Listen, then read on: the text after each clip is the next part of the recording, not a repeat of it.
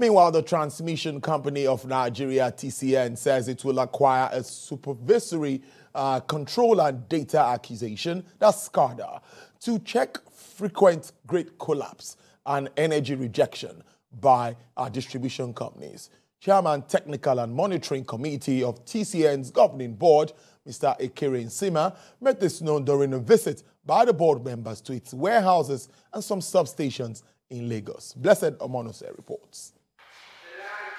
The Transmission Company of Nigeria emerged from the defunct National Electrical Power Authority as a product of the merger of the transmission and operations sectors on April 2004.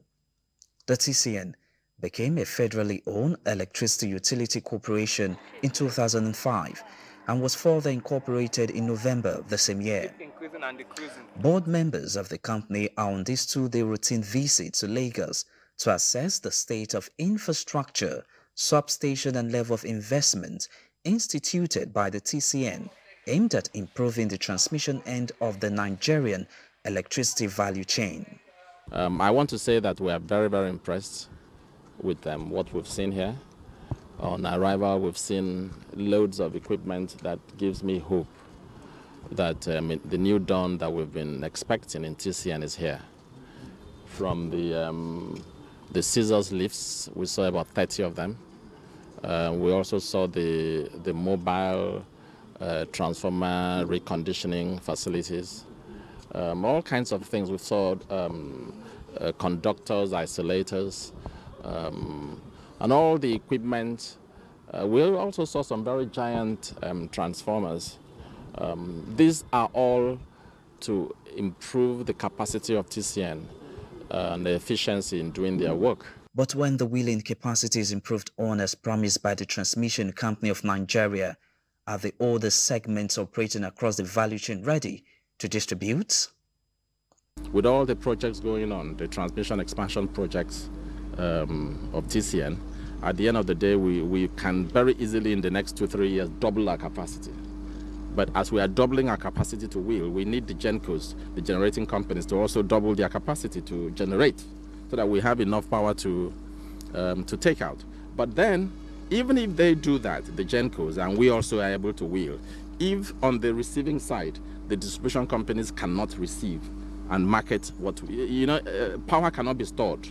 So as we are generating it and transmitting it, the discos should be able to receive it and give it to the consumers. And if that is not happening, then there's still going to be a problem. The TCN team is optimistic that they will be able to meet the challenges of electricity transmission in the country, adding that the present wheeling capacity of the TCN is more than 10,000 megawatts, while generation level remains at 3,300 megawatts. All right, some business stories now. The Federal Account Allocation Committee says it has distributed a total of 736.78 billion naira to the 3 tiers of government as federation allocation for the month of October 2022. The funds are inclusive of gross statutory revenue, value-added tax, exchange gain, and augmentation from the non-oil revenue. FAC, in its communique, disclosed that out of the total sum of 736.782 billion naira, federal government received 293.95 billion naira, states received 239.512 billion naira, and the local government got 177.086 billion naira, while the oil-producing states received 26.2 billion naira as derivation, including 13% mineral revenue. The total revenue distributable for the current month for October was reportedly drawn from statutory revenue of 417.7 billion naira, a VAT of 213.2 billion naira, exchange gain of 5.7 billion naira, and 100 billion naira augmentation from non-oil revenue, bringing the total distributable for the month to 736.78 billion naira.